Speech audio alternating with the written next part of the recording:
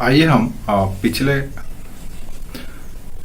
कहानी को, जो बंगाल में शक्ति हस्तांतरण का दौर शुरू हुआ था 1757 के पलासी के युद्ध से, उसको आगे निरंतर करते हैं और देखते हैं कि दूसरा फेज या सेकंड फेज में क्या हुआ। पहला फेज में हम लोगों ने ये देखा था कि किस तरह से सिराजुद्दौला षड्यंत्र और धोखा का शिकार हुआ और अंग्रेजों के जाल में फंस गया। और न सिर्फ सिराजुद्दौला बल्कि बंगाल का एक कुलीन वर्ग जो सत्ता के लिए अपना ईमान, अपना जमीन, अपना किरदार सब कुछ बेच दिया था, बेच करके सत्ता हासिल की थी, वो भी किसी न किसी तरह से अंग्रेजों के चंगुल में फंस गए थे।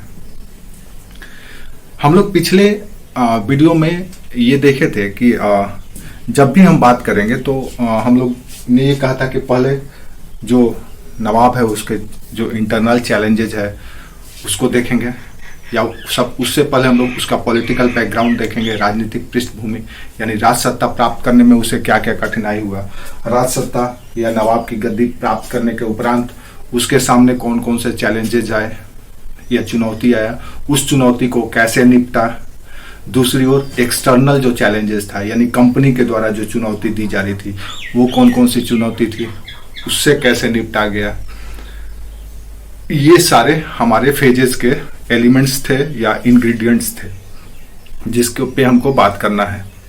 तो पहला चरण में हम लोगों ने सिराजुद्दौला के काल तक देखा था, जो 1757 में पलासी के युद्ध के बाद उसकी हत्या कर दी जाती है और वो चैप्टर क्लोज हो जाता है। आगे जो प्रक्रिया होता है वो मीर जाफर से शुरू हो जाता है। मीर जाफर आपको पता ही है कि क्लाइव के षड्यंत्र और क्लाइव के वादा के अनुसार उसे नवाब बनाया गया था। तो 1757 में मीर जाफर गद्दी पर बैठता है और मात्र 3 ही वर्ष तक 1760 तक 60 तक ये बंगाल का नवाब बने रहता है। अब अंग्रेजों ने इनकी मदद की थी इन्हें सत्ता दिलाने में। अब उसके बदले में उन्हें रिवार्ड चाहिए था, उन्हें उपहार चाहिए था, और अगर ये नहीं देते तो फिर इनके खिलाफ भी षड्यंत्र शुरू हो जाता, जो ये लोग मिल करके षड्यंत्र शुरू किए थे। अब इन्हीं की बारी थी।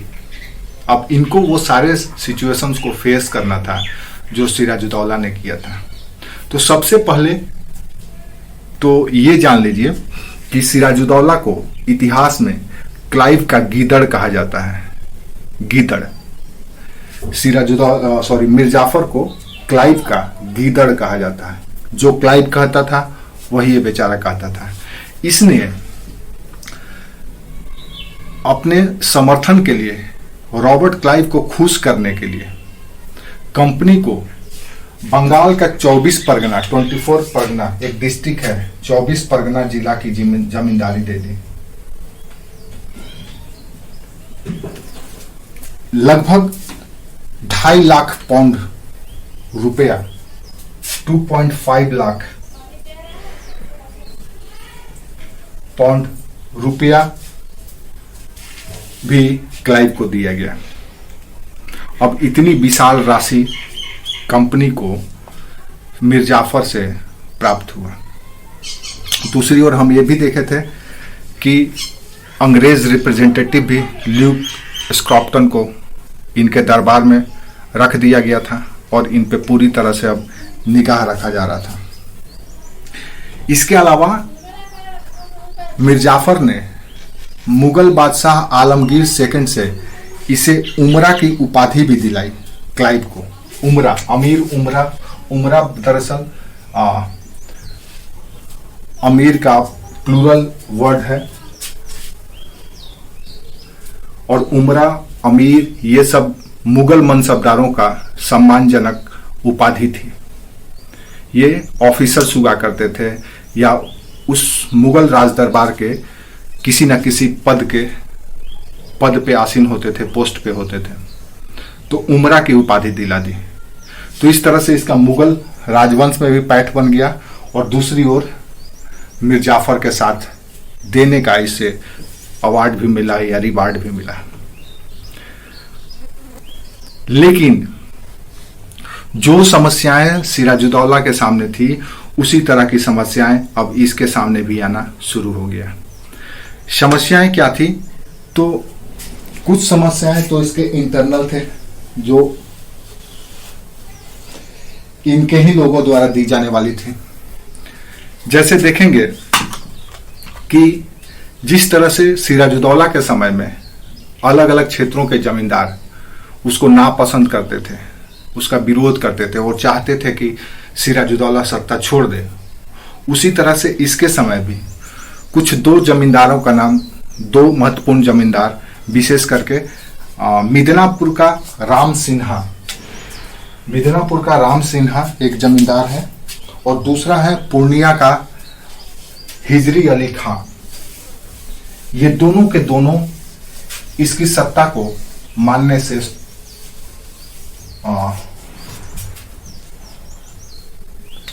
नकार दिया। पहला बिहार का सूबेदार, बिहार का मिदनापुर का सूबेदार राम सिन्हा जो मिदनापुर आज बंगाल में है, और दूसरा पूर्णिया का सूबेदार जिनका नाम था अली खां। ये एक एग्जाम्पल है जिससे आप समझ सकते हैं कि जैसी करनी वैसी भरनी। ये नाम आप नहीं भी लिखेंगे, सिर्फ मिदनापुर और पूर्णिया के जमींदार भी लिख देंगे तो चलेगा। ये नाम नहीं भी लिखेंगे तो भी आपके मेंस में कोई नंबर कटने वाले नहीं है। सिर्फ आप ये कह दीजिएगा कि मिदनापुर और पूर्णिया के जमींदार इस नवाब से असंतुष्ट थे और वो उनको पसंद नहीं करते थे, उनकी सत्ता को स्वीकार नहीं करते थे। तो दूसरा जो चैलेंजेस था और जो सबसे महत्वपूर्ण चैलेंजेस इसके समय में उभर करके आया, जो इंटरनल चैलेंजेस था, वो इंटरनल चैलेंजेस ये था कि इसके समय में जो नवाब की सेना थी, आपको पता ही है कि राज्य को बहुत फिनेंशियल लॉस हो रहा था, आर्थिक नुकसान हो रहा था, रेवेन्यू प्रॉपर मिल नहीं रहा था, और इसी से नाराज होकर के, क्रोधित होकर के ही सिराजुद्दौला कलकत्ता पर भी आक्रमण किया था। और धन के अभाव में जो नवाब की सेना थी उनको समय पे वेतन नहीं मिलता था, तो उसकी अपनी आर्मी में ही, अपने सैनिक में ही असंतोष था नवाब के खिलाफ, क्योंकि उसको समय समय पर वेतन नहीं मिल रहा था। तो जमींदारों के असंतोष पहला चुनौती था, इंटरनल चैलेंज। दूसरा चुनौती था कि सेना को समय पर नियमित वेतन न मिलना, सेना को समय पर नियमित वेतन न मिलना, वेतन का अभाव। तो दो चैलेंजेस तो ऐसे ही दिखे। तीसरा, इस समय एक और चीज मिलता है कि जो राय दुर्लभ इसके साथ सहयोग करके षड्यंत्र में शामिल हुआ था, वो राय दुर्लभ इसके खिलाफ भी षड्यंत्र फिर से करने लगा। वो इससे भी संतुष्ट नहीं था, सेटिस्फाई नहीं था। अब वो राय दुर्लभ ने इनके खिलाफ जाकर के और ब्रिटिशर्स के संरक्षण में या क्लाइव के संरक्षण में रहने लगा। राय दुर्लभ से ये जो आशा करते थे, जो सपोर्ट की अपेक्षा करते थे, राय दुर्लभ इनको रिस्पेक्ट नहीं करता था, क्योंकि पता था कि ये बनाए हुए नवाब हैं, स्वयं की क्षमता से, शक्ति से स्वयं को सिद्ध करके सत्ता नहीं हासिल किए हैं, इनको हम ही लोगों ने षड्यंत्र करके बनाया है, तो इनकी कितनी प्रतिष्ठा होगी। तो राय दुर्लभ, इनका जो विश्वसनीय था, उसने भी इनके खिलाफ जाकर के अंग्रेजों के शरण ले ली। चौथा, इसी समय एक और घटना घटता है कि जो मुगल शासक शाह आलम सेकंड था, वो भी चाहता था, मुगल शासक, यहां मुगल बादशाह शाह आलम द्वितीय था, शाह आलम भी चाहता था कि बंगाल को हम अपने कब्जे में ले लें सीधे, क्योंकि वो देख चुका था कि इस तरह का षड्यंत्र करके सत्ता को इलीगल तरीके से, अनएथिकल तरीके से मीर जाफर के द्वारा हासिल किया गया है। मीर जाफर सत्ता का वैध उत्तराधिकारी नहीं था, वैध दावेदार नहीं था।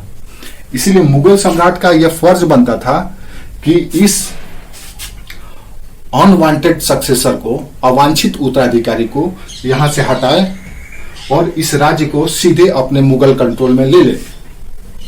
तो ये 3-4 चुनौती इसकी बनी हुई थी।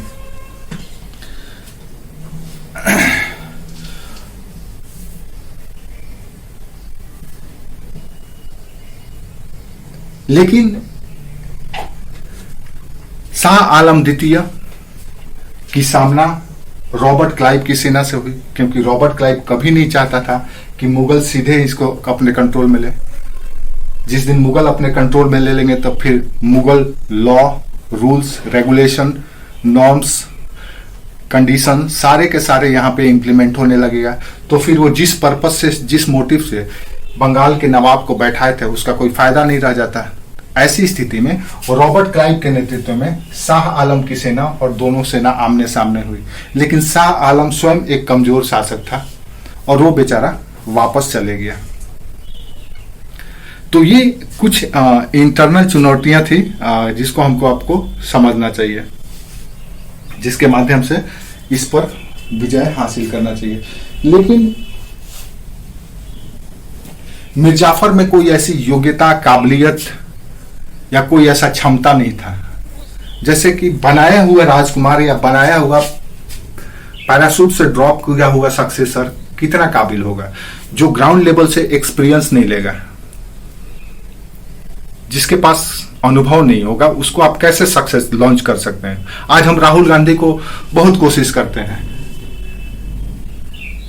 उनकी बहन को बहुत कोशिश किया जाता है पार्टी विशेष के द्वारा, कांग्रेस के द्वारा, कि उन्हें लॉन्च किया जाए, लेकिन वो लॉन्च नहीं हो पाते हैं क्योंकि उनके पास पॉलिटिकल अनुभव नहीं है, एक्सपीरियंस नहीं है, पार्ट टाइम पॉलिटिशियन है, उन्होंने स्ट्रगल नहीं किया है, मास से कनेक्शन नहीं है, मास के माइंडसेट को नहीं पढ़ पाते हैं, मास जनता क्या चाहती है, उसके दिमाग में क्या है, क्या सोचती है, नहीं पकड़ पाते हैं, फॉलो अप कर पाते हैं। तो सेम सिचुएशन मीर जाफर के साथ भी था। मीर जाफर एक षड्यंत्र के द्वारा नवाब बना था और इसके सामने इस तरह के उस लेवल की चुनौती आ गई जो सिराजुद्दौला के लेवल की थी। सिराजुद्दौला रहता था इन चुनौतियों का समाधान करता, लेकिन इनके पास कोई क्षमता नहीं थी, कोई योग्यता नहीं थी। अब दूसरा पक्ष, ये सारे के सारे चुनौती सिराजुद्दौला के जीवन काल तक बनी रही और वो उस पर नियंत्रण नहीं मीर जाफर के पूरे जीवन काल तक बनी रही और इन चुनौतियों पर वो कभी नियंत्रण नहीं पा सका। तो दूसरी ओर एक्सटर्नल चैलेंजेस जो कंपनी के द्वारा तैयार किया जाना था, वो एक अलग चुनौती था। कंपनी का चैलेंज ये था कि कंपनी इनसे और ज्यादा आशा कर रही थी। उसको सिर्फ 2.5 लाख पाउंड और 24 परगना की जमींदारी से ही संतुष्टि नहीं थी। वो चाहता था कि मीर जाफर हर एक महीना कम से कम 1 लाख रुपए कंपनी को दे, क्योंकि उसने नवाब बनाया था। आप देखते होंगे वर्तमान राजनीति में भी अगर 5 सदस्यीय कोई पार्टी जिसका प्रत्याशी 5 प्रत्याशी चुनाव में जीत करके आता है, तो वो भी सरकार बनाने में अगर सहयोग दे देता है तो वो भी आशा रखता है कि उसके भी 1-2 विधायक या सांसद मंत्री बनाए जाए। वो भी समय समय पर बार्गेनिंग करते रहता है, वो भी अवसर की तलाश में रहता है कि कब इसको भुनाया जाए। तो क्लाइव कर रहा था तो क्या बुरा कर रहा था, और ये भी तो कोई ऐसा लीगल प्रोसीजर से सत्ता तो नहीं पाए थे। युद्ध लड़ करके, पराजित करके, अपने बाहुबल से, अपने सैन्य बल से, अपने कूटनीतिज्ञता से, अपने फ्यूचरिस्टिक रोड मैप से या कोई फ्यूचरिस्टिक विजन से तो इन्होंने कोई सत्ता हासिल नहीं की थी। इन्हें तो बस ये चाहिए था कि हम भी इस पद पे बैठ जाएं। लेकिन इस तरह के पद कब तक कंटिन्यू रहेगा, कब तक इस तरह से प्राप्त की गई पद की प्रतिष्ठा रहेगी? सवाल उठना तो जरूरी था कुछ ही दिनों में। तो कंपनी को भी इनसे हमेशा ये आशा रहता था कि ये इनकी कंपनी की मांग को ये पूरा करे। दूसरा, कंपनी को इस बात का डर था कि कहीं ऐसा ना हो कि मीर जाफर, जैसा कि हम लोग देख चुके हैं 1757 में ही फ्रांसीसी बस्ती चंदन नगर को अपने कब्जे में अंग्रेजों के द्वारा, ईस्ट इंडिया कंपनी के द्वारा ले लिया गया था। तो एक मुख्य प्रतिद्वंदी तो निकल चुका था मार्केट से, दूसरा बचा हुआ था डच। तो क्लाइव को और कंपनी को हमेशा इस बात का शक रहता था या डर रहता था कि कहीं मीर जाफर इसके साथ मिल करके कहीं हमारे खिलाफ न षड्यंत्र करने लगे। दूसरा, उसको इस बात का भी डर रहता था कि कहीं हमारे कंपटीटर को भी वो सारे प्रिविलेज राइट्स नहीं दिए जाने लगे जो हमें प्राप्त है, जिसके वजह से हमें इस बाजार से विशेष मुनाफा हो रहा है। तो दूसरा चैलेंजेज ये था। तो इन दोनों ही चुनौतियों से निपटना सिराज मीर जाफर के लिए बहुत ही चैलेंजिंग था। इसी समय हम क्या देखते हैं कि 1759 में अंग्रेजों ने या कंपनी ने वेदरा के वेदरा का युद्ध में डचों को हरा देती है और हरा करके इनकी जो बस्ती थी वो बस्ती थी आपका हुगली के पास, उस पर कब्जा कर लिया जाता है।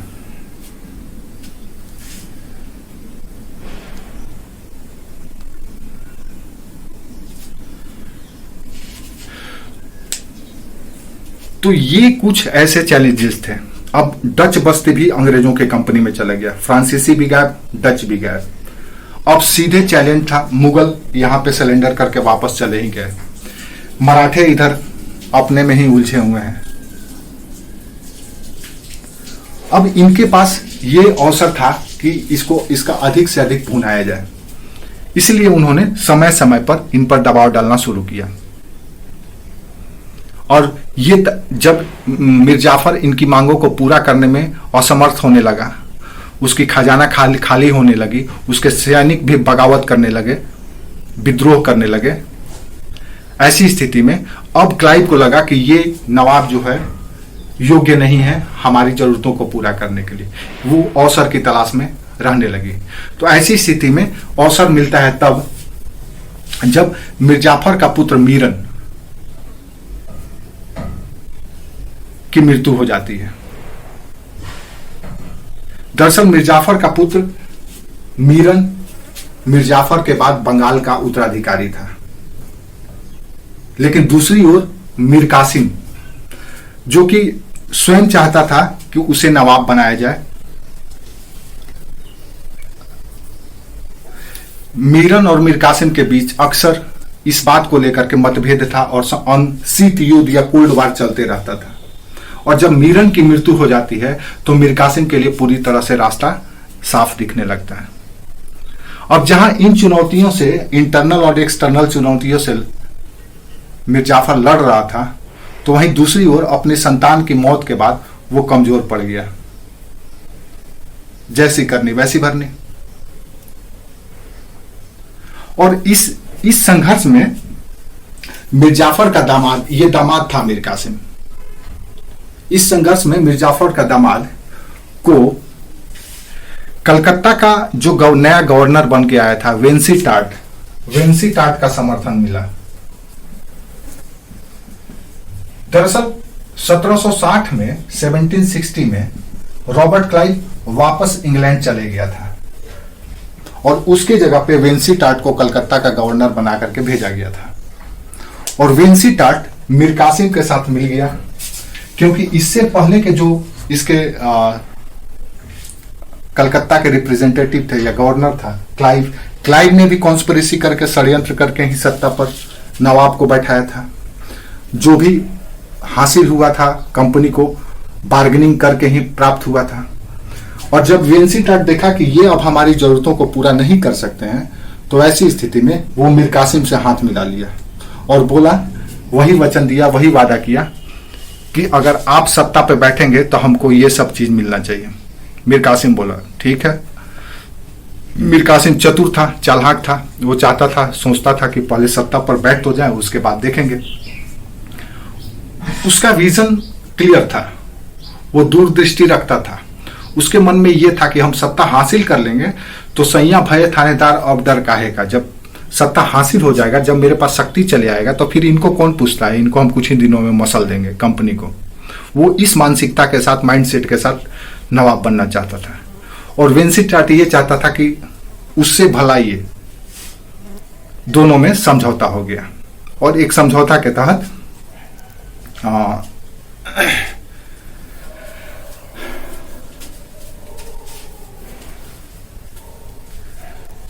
अवसर की तलाश की जाने लगी कि कब उन्हें ऐसा अवसर मिले कि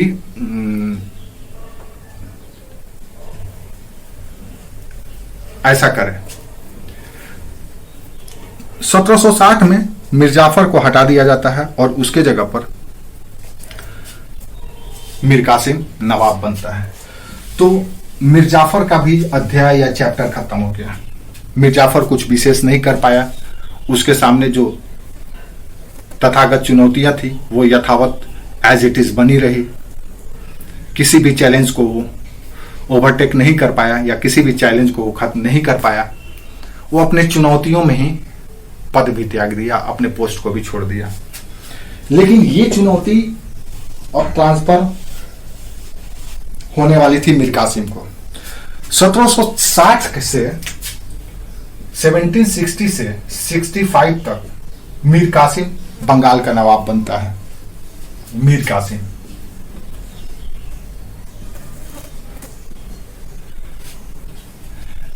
1760 से 1765 तक, ये 5 वर्षों की अवधि मीर कासिम का है। और ये वो वर्ष है, ये वो दौर है जब बंगाल का भविष्य का निर्णय होने वाला है। अगर मीर कासिम हार जाता है कंपनी के हाथों तो बंगाल ईस्ट इंडिया कंपनी के हाथों। अभी तक से इनडायरेक्टली कंट्रोल था, अप्रत्यक्ष नियंत्रण था।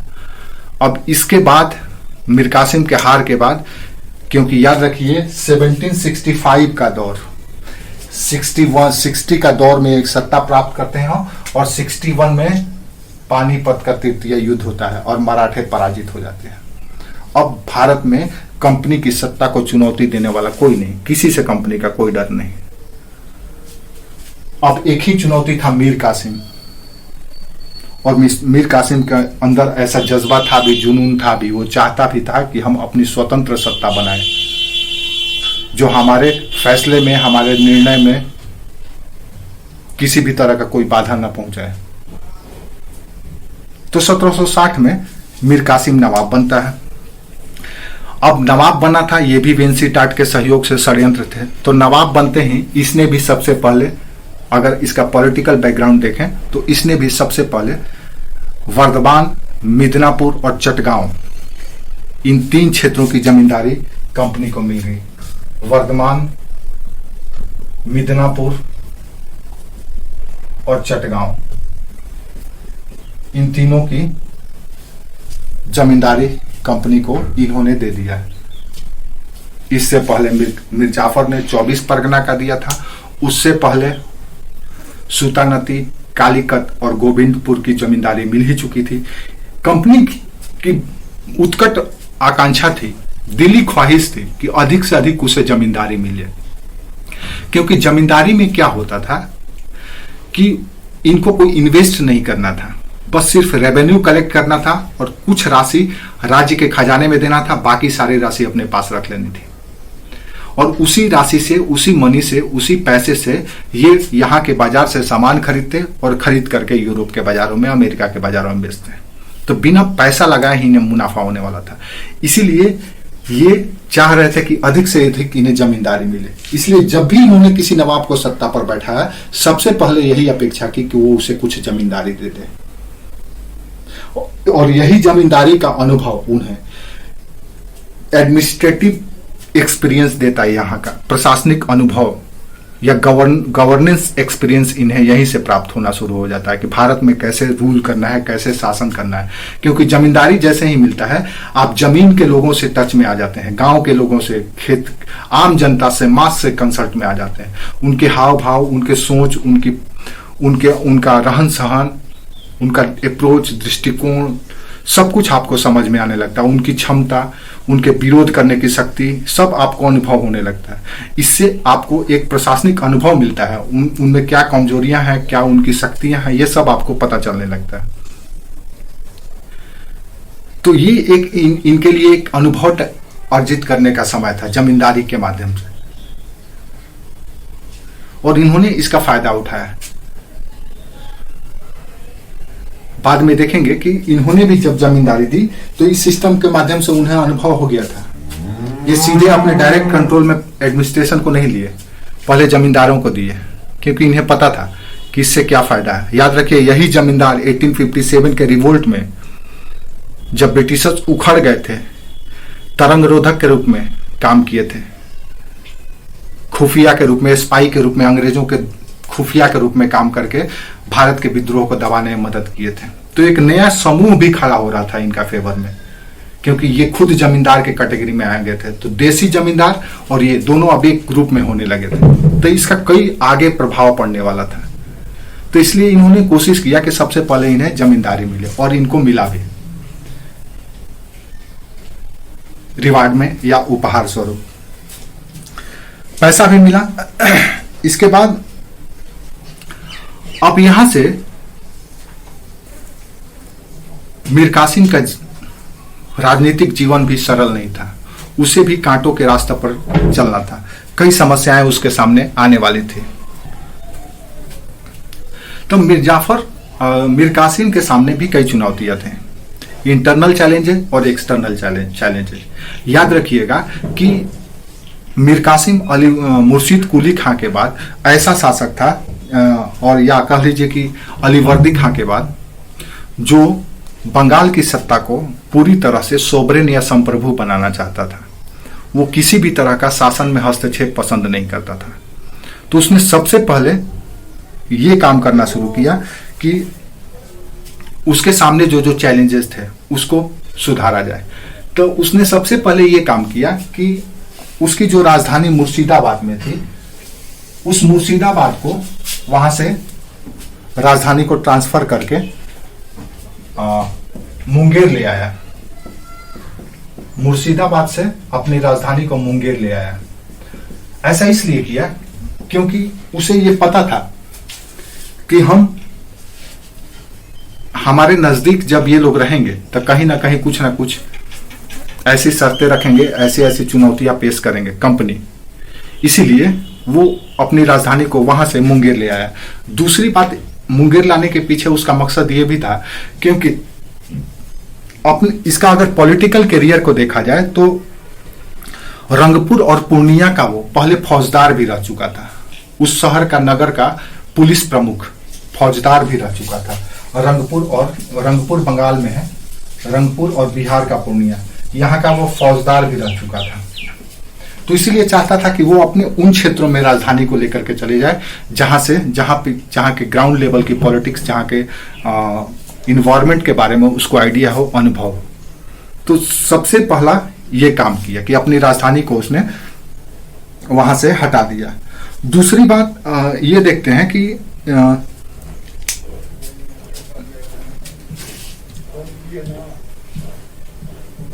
मीर कासिम को ये अनुभव था कि इससे पहले के जो नवाब, चाहे मीर जाफर हो या सिराजुद्दौला हो, उसके ही दरबार के लोगों के द्वारा, उसके ही अधिकारियों के द्वारा, उसके ही मातहत लोगों के द्वारा उसके खिलाफ षड्यंत्र किया गया था। इसीलिए इसने भी अपने सेना का, अपने आर्मी का और अपने सिविल एडमिनिस्ट्रेशन का या सिविल गवर्नमेंट का, आप कह सकते हैं सिविल एडमिनिस्ट्रेशन का रिफॉर्म करना शुरू किया। जो भी अनवांटेड लोग थे, अनचाहे लोग थे, जिस पर उसे विश्वास नहीं था, भरोसा नहीं था, या नाकाबिल लोग थे, ऐसे लोगों को निकालना शुरू किया। इससे क्या हुआ कि दरबार में एक अफरा तफरी मच गया और लोग इस अवसर में रहने लगे कि कहीं उसके साथ भी ऐसा ना हो जाए, उसे भी कहीं ना निकाल दिया जाए। और तीसरा चैलेंज जो इसका इंटरनल चैलेंज था या आंतरिक चुनौती थी, वो थी या इसके अंदर जो जमींदार थे वो इसकी सत्ता को कुछ जमींदार नहीं मानते थे। विशेष करके बिहार का जमींदार राम नारायण, बिहार का जमींदार राम नारायण।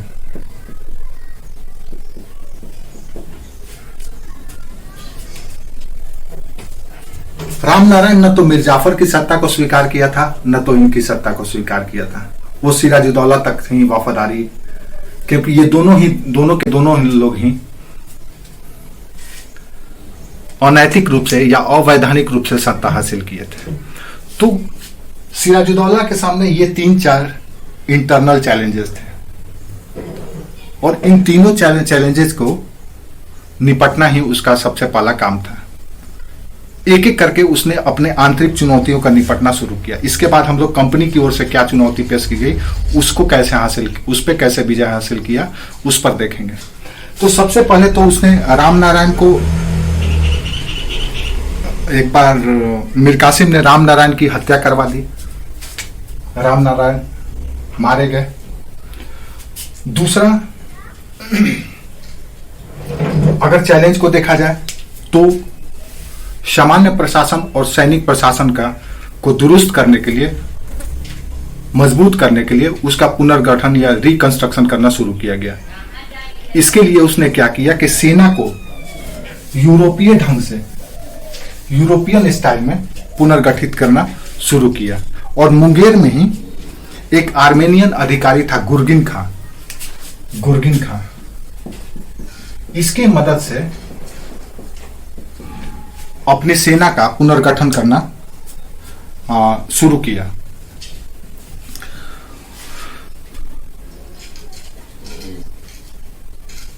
मुंगेर में तोप बनाने के लिए और बंदूक बनाने के लिए फैक्ट्री स्थापित की। अपने सेना का प्रशिक्षण यूरोपियन स्टाइल पर दिया जाने लगा। कल तक जो बंगाल की सेना सिर्फ तलवार से लड़ती थी, अब बंदूक और तोप से लड़ने के लिए तैयार किया जाने लगा। और इसके लिए आर्मेनियन अधिकारी गुर्गिन खां और एक इस्लामिक अधिकारी था जिसका नाम था मोहम्मद तकी खां, इन दोनों की मदद से अपनी सेना का पुनर्गठन किया। सेना अपना मजबूत करने लगा क्योंकि उसको डर था, एक तो सेना विद्रोह कर चुकी थी, दूसरा अगर सेना के मामले में अगर कोई राज्य दूसरे पर निर्भर रहता तो उस राज्य की स्वतंत्रता कभी भी खतरे में पड़ सकती है। और राज्य के लिए सेना, कोष, मित्र बहुत ही जरूरी है। तो इसने सेना का अपना सुदृढ़ीकरण शुरू किया। दूसरा, जो रेवेन्यू की जरूरत थी इसे, ये सारे कार्य करने के लिए ज्यादा से ज्यादा उसे धन की आवश्यकता थी और राज्य के खजाने में धन था नहीं। राय दुर्लभ जैसे लोग राज्य के कोष को गबन भी कर रहे थे। जमींदार, जो बागी जमींदार थे, वो समय समय पर राजस्व नहीं जमा कर रहे थे। कंपनी कर मुक्त व्यापार कर रही थी, इससे भी राज्य को घाटा हो रहा था। तो ऐसी स्थिति में उसने अपने आर्थिक सुधार करना शुरू किया और अपने राज्य में कुछ नए नए, आप कह सकते हैं, अबवाब या अतिरिक्त कर भी लगाना शुरू किया ताकि राज्य की आय बढ़े। इस तरह से उसने अपने इन इंटरनल चैलेंजेस को खत्म करने की पूरी कोशिश की। तो दूसरी ओर इसके पास एक्सटर्नल चैलेंजेस भी था। एक्सटर्नल चैलेंजेस यानी कंपनी के द्वारा भी चुनौती दी जा रही थी। तो कंपनी क्या चुनौती देती? तो कंपनी वही अपने व्यापार का जो अधिकार था, जो दस्तक मिला था, उसका दुरुपयोग जारी रखा था। दूसरी ओर अगर एक चुनौती, इसका एक्सटर्नल चुनौती दस्तक का दुरुपयोग था,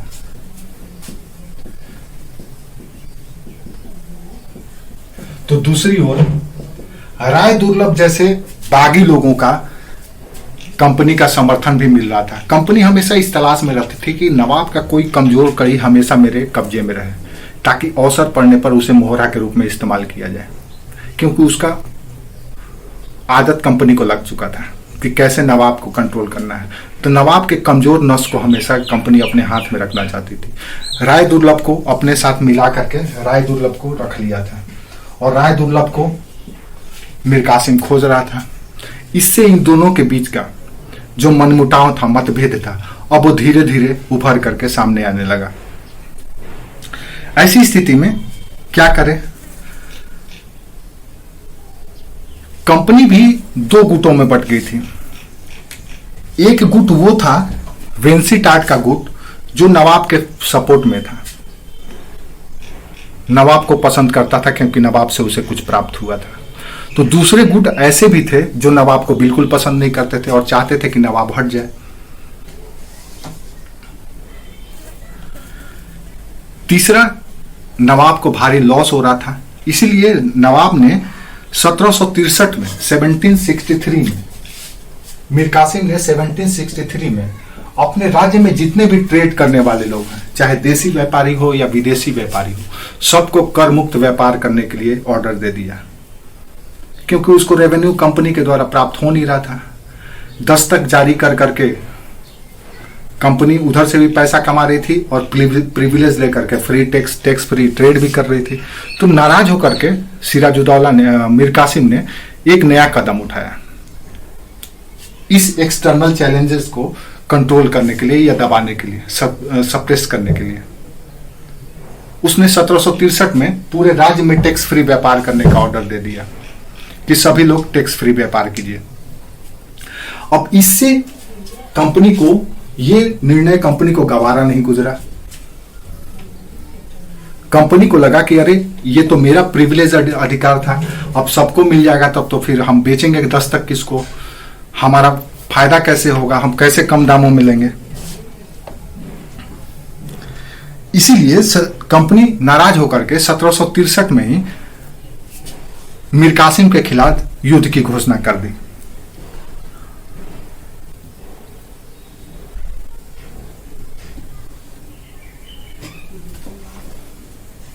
और मेजर एडम्स के नेतृत्व में मीर कासिम का 1763 में ही युद्ध भी हुआ, मेजर एडम्स।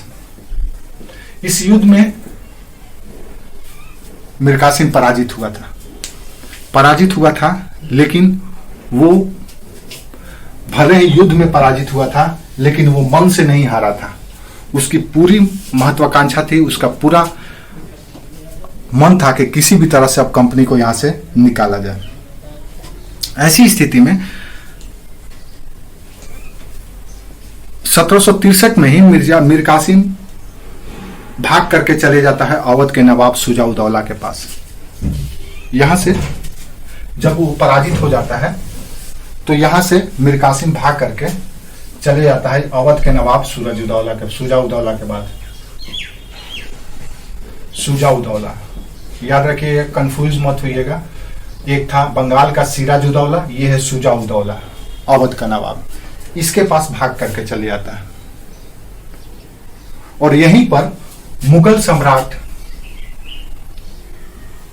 सम्राट शाह आलम सेकंड, शुजा-उद-दौला और ये तीनों मिलकर के एक अलायंस बना लेते हैं, एक गठबंधन बना लेते हैं। काहे के लिए? क्योंकि शाह आलम द्वितीय भी भागा था इनसे, मीर कासिम का तो दुश्मन कंपनी बन ही गया था, शुजा-उद-दौला को भी लग रहा था कि अब की बारी मेरी भी हो सकती है। तो इसलिए इन तीनों ने मिलकर के अपना एक अलायंस बना लिया। इस बीच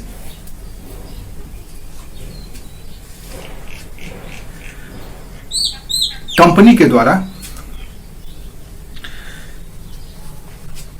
मिर्जाफर का पुत्र नजमुद्दौला को बंगाल का नवाब बना दिया जाता है, लेकिन मीर कासिम जो बंगाल छोड़ करके अवध में आकर के बैठा हुआ है, षड्यंत्र कर रहा है, वो अब कंपनी को सीधे चुनौती देने लगता है।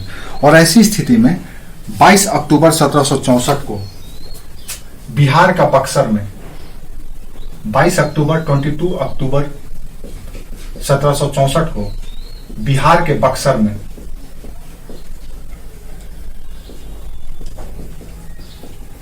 बक्सर का युद्ध होता है।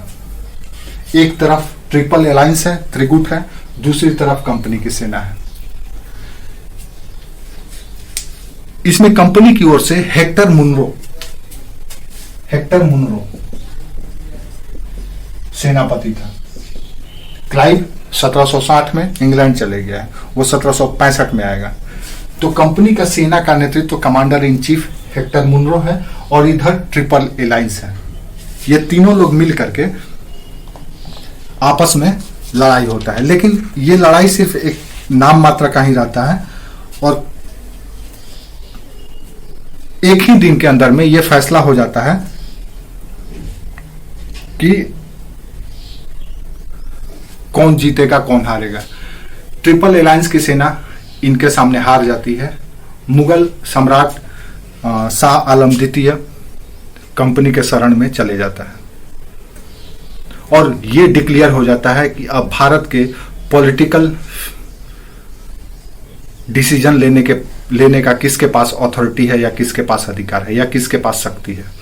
क्योंकि अब इस 1764 के बाद से पूरे भारत में दक्षिण से लेकर के उत्तर तक, यानी कि कन्याकुमारी से लेकर के हिमालय तक और इधर ईरान के अफगानिस्तान के सीमा से लेकर के असम तक कोई ऐसी शक्ति नहीं है जो अंग्रेजों को चुनौती दे सके। फ्रांसीसी कंपनी था तो वो भी खत्म, डच थे वो भी खत्म, जो छोटे छोटे राज्य थे, नवाब थे वो भी खत्म, मराठे थे वो भी खत्म। अब बचे हैं हैदर अली मैसूर के और टीपू सुल्तान, तो उनकी भी नंबर आएगी। और उनमें इतना दम नहीं था कि वो कंपनी से या कंपनी के मामले में हस्तक्षेप करें या कंपनी से सीधे चुनौती ले सकें। ऐसी स्थिति में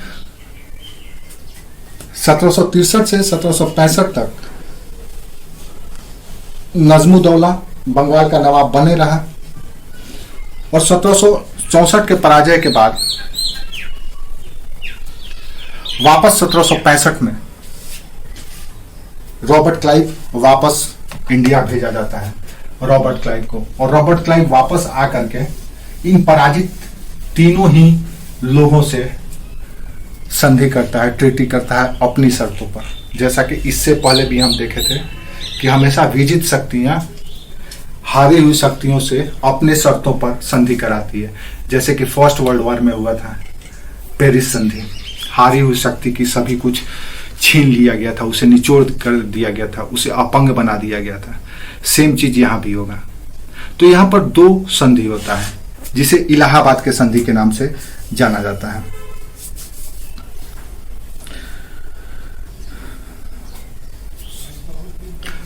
पहला संधि हुआ अवध के नवाब शुजा-उद-दौला के साथ।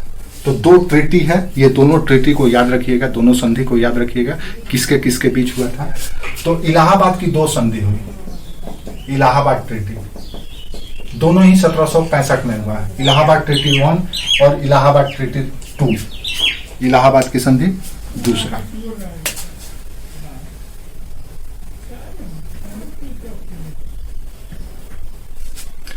अब इसमें प्रोविजन क्या था? तो सबसे पहले तो यह था कि अवध के नवाब को यह कहा गया कि आपके पास जो कड़ा, इलाहाबाद और कड़ा की जमींदारी है उसको शाह आलम को दे दीजिए। कौन शाह आलम? मुगल बादशाह शाह आलम को। अब उससे फिर कंपनी अपने ले लेंगे, क्योंकि हम पहले भी बता चुके हैं कि इसकी कंपनी की सबसे ज्यादा प्रायोरिटी ये होती थी कि उसे अधिक से अधिक जमींदारी मिलता जाए, क्योंकि इससे उसको एक प्रशासनिक अनुभव भी मिल रहा था, रेवेन्यू भी कलेक्शन हो रहा था, कई फायदे थे उसको, लोकल पॉलिटिक्स में उसको जाने का मौका मिल रहा था। तो इसलिए इसने ये कहा कि सबसे पहले तो हमको आप इलाहाबाद और कड़ा की जमींदारी दे दीजिए, शाह आलम को दे दीजिए। इलाहाबाद की पहली संधि अवध के नवाब शुजा-उद-दौला के साथ और कंपनी के क्लाइव के बीच हुआ था। तो था क्या इसमें? तो इलाहाबाद और कड़ा ये दोनों का क्षेत्र नवाब मुगल सम्राट शाह आलम द्वितीय को दे दीजिए। दूसरा, बक्सर का जो युद्ध हुआ है उस युद्ध की क्षतिपूर्ति के रूप में 50 लाख रुपया कंपनी को दीजिए, 50 लाख रुपया कंपनसेशन ये दीजिए। देखिए शर्त। तीसरा, एक जमींदार थे बनारस के बलवंत सिंह, बलवंत सिंह की जमींदारी, जो बनारस की जमींदारी थी, उसको नवाब वापस कर दे। बलवंत सिंह की जमींदारी को नवाब वापस कर दे। कहीं ना कहीं बलवंत सिंह का भी कंपनी के साथ एक समझौता हुआ था। और चौथा ये कहा गया कि कंपनी समय समय पर जब भी अवध के नवाब को सैनिक मदद की जरूरत पड़ेगी, हम सैनिक सहायता करेंगे। सैनिक मदद का आश्वासन दिया गया। तो कंपनी की ओर से ये देने का वादा किया गया और ये 3 लेने का वादा किया गया। ये 3 सुजाउदौला देंगे, 1 सैनिक मदद कंपनी देगी, लेकिन इसके बदले में भी उसे पैसा चाहिए। जब जब उसे सैनिक सुविधा देगी, सैनिक मदद देगी, उसके बदले में इन्हें पैसा देना होगा। तो पहला संधि ये हो गया। अब दूसरा संधि हुआ जो सबसे महत्वपूर्ण था, वो मुगल बादशाह शाह आलम द्वितीय के साथ। ये ट्रीटी हुआ रॉबर्ट क्लाइव और अवध के नवाब सुजाउदौला के साथ। दूसरा ट्रीटी हुआ रॉबर्ट क्लाइव और मुगल बादशाह शाह आलम द्वितीय के साथ। सेकंड इलाहाबाद का ट्रीटी। अब इसमें जो चीज प्राप्त हुआ इसे, वो ऐसा चीज प्राप्त हुआ जो बंगाल की सत्ता प्राप्त करने का दरवाजा खोल दिया। क्या प्राप्त हुआ? तो बंगाल, बिहार और उड़ीसा की दीवानी, बंगाल, बिहार, उड़ीसा की दीवानी,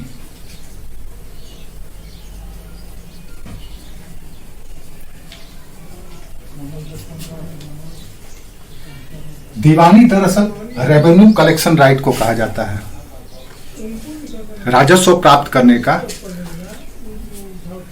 अधिकार। दीवान राजस्व मंत्री को कहा जाता था, रेवेन्यू मिनिस्टर को या फिनांस मिनिस्टर को दीवान कहा जाता था। तो राजस्व प्राप्त करने का बंगाल, बिहार और उड़ीसा, यानी कि वो तीनों सूबा जो बंगाल के नवाब के अंडर में था, उन तीनों को के क्षेत्र का राजस्व प्राप्त करने का अब इसको जिम्मा मिल गया। यानी एक तरह का जमींदारी है, उसे मिल गया।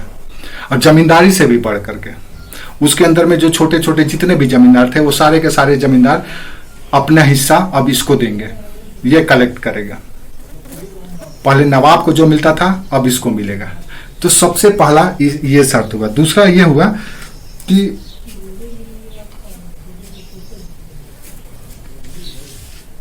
जो इलाहाबाद और कड़ा का क्षेत्र शाह शुजा से रॉबर्ट क्लाइव ने लिया था, उसे 26 लाख रुपए वार्षिक के बदले में मुगल बादशाह को दे दिया, शाह आलम द्वितीय को। कहा कि भाई ये जमींदारी अब बंगाल से दूर था, तो इलाहाबाद और कड़ा का जमींदारी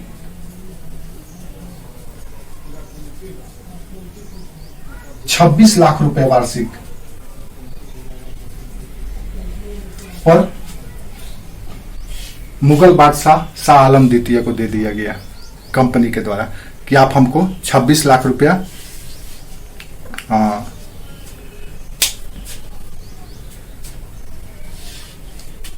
सॉरी 26 लाख रुपया देने का वादा करने के साथ, यानी कंपनी हर एक वर्ष इलाहाबाद और कड़ा से, जो कि यहां पर मुगल के नवाब को दे दिया गया था, अब उसको अपने ले लिया कंपनी और ले करके इसके बदले में 26 लाख रुपया वार्षिक मुगल बादशाह को देने का वादा किया। इलाहाबाद और कड़ा वो क्षेत्र है जो गंगा यमुना के दोआब में, और दोआब का एरिया बहुत ही फर्टाइल होता है, उपजाऊ होता है, और जितना ज़्यादा उपज होगा उतना ही ज़्यादा रेवेन्यू कलेक्शन होगा। भारत का उस समय का सबसे उपजाऊ एरिया था, और कोई भी राज्य या कोई भी वंश अगर इस क्षेत्र पर नियंत्रण कर लेता था तो वो इकोनॉमिकली बहुत साउंड हो जाता था। इतना यहाँ से रेवेन्यू कलेक्शन होता था। गंगा यमुना का दुआब है। अब इलाहाबाद से लेकर के पूरा समझ लीजिए दिल्ली तक का क्षेत्र कितना उपजाऊ एरिया। अब ये बीच का एरिया को अगर इसके कब्जे में, कंपनी के कब्जे में आ जाती है तो कंपनी के लिए वारे न्यारे थे। तो 26 लाख रुपया मुगल बादशाह को हर एक वर्ष देने का वादा करके इलाहाबाद और कड़ा को भी प्राप्त कर दिया जाता है। देखिए कितने अच्छे अच्छे सोर्सेस पर कब्जा किया जा रहा है जहां से अधिक रेवेन्यू कलेक्शन किया जाए। बंगाल, बिहार, उड़ीसा की दीवानी मिल गई, इलाहाबाद और कड़ा का उपजाऊ क्षेत्र भी मिल गया मात्र 26 लाख रुपए में। तीसरा, मुगल बादशाह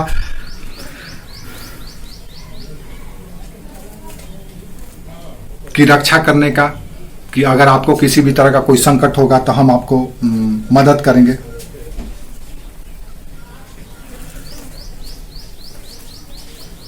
इस तरह से ये दो महत्वपूर्ण संधियां हुई।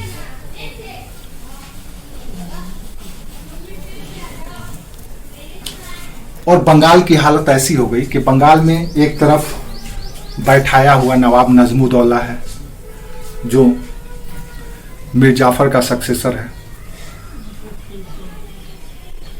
और नाम मात्र का है, सिर्फ और सिर्फ अब एडमिनिस्ट्रेशन उसका देखना काम हो गया। ना तो रेवेन्यू कलेक्ट कर सकता है ना कोई कर सकता है, सिर्फ और सिर्फ क्या कर सकता है तो पुलिस प्रशासन विकास ये डिपार्टमेंट ऐसे दिए गए जहां से कोई रेवेन्यू कलेक्शन नाम का चीज ही नहीं था। यानी अब बंगाल उस दौर से जुड़ गया जिसमें उत्तरदायित्व विहीन अधिकार और अधिकार विहीन उत्तरदायित्व का दौर शुरू हो गया।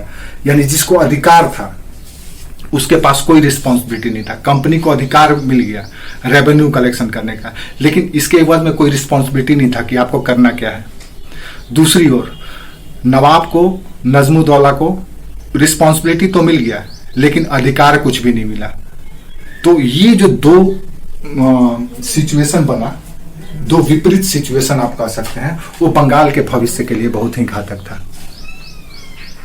कि कमाने वाला सिर्फ कमा रहा है, खर्च करने का उस पर दायित्व नहीं है, और जिसके पास कोई इनकम नहीं है उसके ऊपर खर्च करने का दायित्व है। अब ये यहीं से बंगाल में 1765 से ड्वेल गवर्नमेंट शुरू हो जाता है। तो कुल मिला जुला करके ये स्थिति 1765 तक की हो गई। अब इसके बाद जो हम लोग पढ़ेंगे, हम लोग बात करेंगे ड्वेल गवर्नमेंट।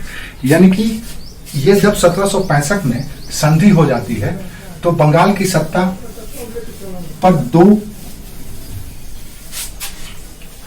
दावेदार हैं। बंगाल की सत्ता पर दो दावेदार हैं। एक तो है वास्तविक, जैसे प्रेसिडेंट है हमारे देश के। प्रेसिडेंट क्या है? एक कॉन्स्टिट्यूशनल हेड है, यानी कि एक तरह से है वही सब कुछ, सर्वे सर्वस, लेकिन सिर्फ दिखाने के लिए। उनके पास निर्णय लेने के लिए कोई क्षमता नहीं है, कोई अधिकार नहीं है वही मुखिया, लेकिन अधिकार विहीन मुखिया है। दूसरी ओर प्राइम मिनिस्टर राष्ट्रपति के सहयोगी हैं, लेकिन सारे अधिकार का उपभोग या उपयोग वही करते हैं, सारे फैसले वही लेते हैं, और उनके द्वारा लिए गए फैसलों को ही मोहर लगाया जाता है राष्ट्रपति के द्वारा, प्रेसिडेंट के द्वारा। बंगाल में भी कुछ इसी तरह की हो गई। एक सत्ता हो गया नवाब का, दूसरी सत्ता हो गई कंपनी का। रेवेन्यू कलेक्शन का राइट हो गया कंपनी को, और एडमिनिस्ट्रेटिव एग्जीक्यूशन का, प्रशासनिक क्रियान्वयन का दायित्व हो गया नवाब को। अब दो हिस्से में शासन बट गया। अब जनता क्या करे? आम जनता लगान देती थी इनको, कंपनी को, कंपनी के रिप्रेजेंटेटिव जो उप दीवान यहां पर नियुक्त करते थे कंपनी, वो वसूल करती थी। और विकास का काम, उनके हित में काम, इसको कुछ नहीं करना है क्योंकि अब इनके ऊपर दायित्व है। तो ये कितने दिन चलेंगे? सिर्फ नाम मात्र के लिए। अब आपके मन में सवाल ये उठना चाहिए यहाँ पर, इसी को हम लोग द्वैल गवर्नमेंट करते हैं, द्वैत शासन, जिसको हम लोग अलग से पढ़ेंगे। ये अपने आप में एक प्रश्न है। द्वैत शासन, द्वैल गवर्नमेंट, मेंस में भी पूछेगा, पीटी में भी पूछेगा। ये द्वैल गवर्नमेंट 1765 से शुरू होता है, 1772 तक चलता है। वारन हेस्टिंग्स जब आता है तो इस सिस्टम को पूरी तरह से खत्म कर देता है, नवाब के पद को समाप्त कर दिया जाता है, और कंपनी के गवर्नर ही बंगाल का प्रमुख हो जाता है। सब कुछ अब वही देखने लगता है। तो द्वैत शासन क्या था? आपसे सवाल पूछे जा सकते हैं। कब आया, क्यों आया, इसका परिणाम क्या हुआ, इसका मैकेनिज्म या पद्धति क्या थी, ये सारे आपसे मेंस में सवाल पूछे जा सकते हैं।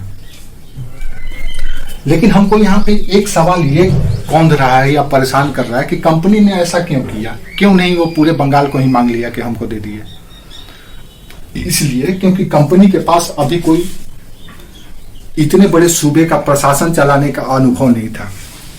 अगर वो लेता तो अफरा तफरी मच सकता था, अव्यवस्था फैल सकता था, जनता में असंतोष हो सकता था, विरोध शुरू हो सकता था, षड्यंत्र शुरू हो सकता था, और जो राज्य थे इस समय के, ये कहीं ना कहीं इसके खिलाफ षड्यंत्र करने लगते हैं। और इसके पास एक्सपीरियंस नाम का कोई चीज नहीं था, इसीलिए एक्सपीरियंस गेन करने के लिए इसने ड्वेल गवर्नमेंट को चुना।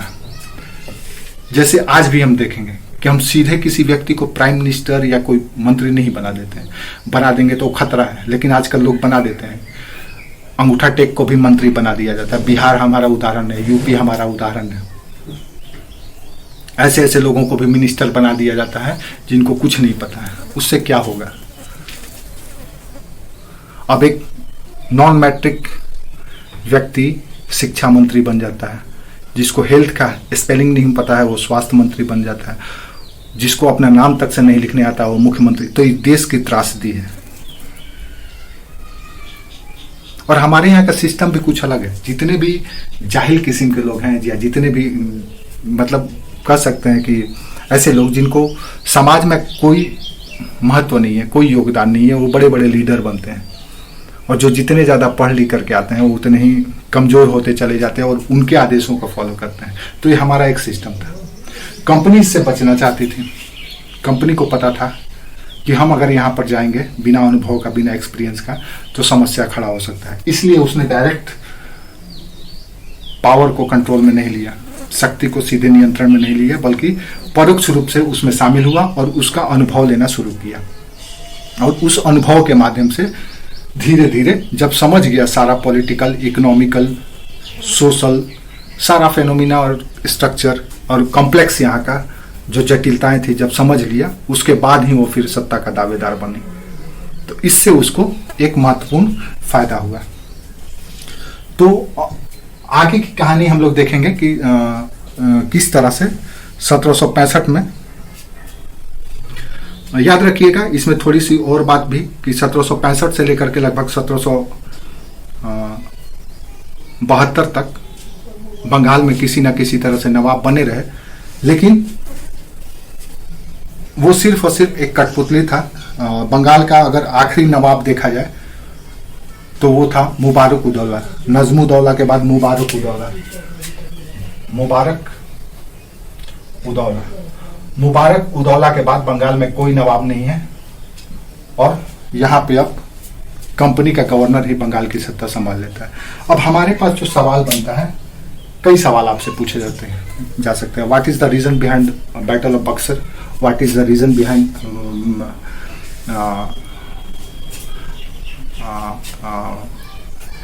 Battle of Plassey?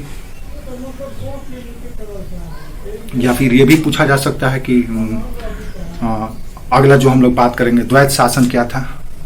तो कई मेंस के सवाल यहाँ से पूछे जा सकते हैं। और ये जो प्रक्रिया है बंगाल की सत्ता के हस्तांतरित होने की, ये प्रक्रिया भी अपने आप में एक ओवरऑल प्रश्न है, क्वेश्चन है कि बंगाल की सत्ता कैसे ईस्ट इंडिया कंपनी के हाथों से, बंगाल के नवाबों से निकल करके, या ये पूछा जा सकता है कि बंगाल विजय में सहायक परिस्थितियों का वर्णन करें या विश्लेषण करें। और ये जो कुछ फैक्ट बीच बीच में हम लोग चर्चा किए हैं, वो fact PT point of view से आपके लिए महत्वपूर्ण है।